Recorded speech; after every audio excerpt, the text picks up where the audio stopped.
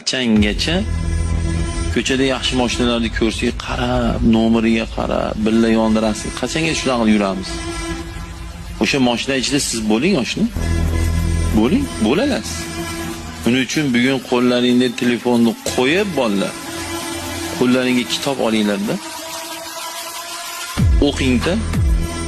Kibr qilmasdan bitta ustozga borib so'kishi eshitib, qulog'ingizdagi tarsaki yeb hunar olingda. 3 yil, 5 yil uzadi. Ishoning, ishxonangizda, ofisingizda, uyingiz oldida ochirib turadi odam. Men mana shu gapga javob beraman.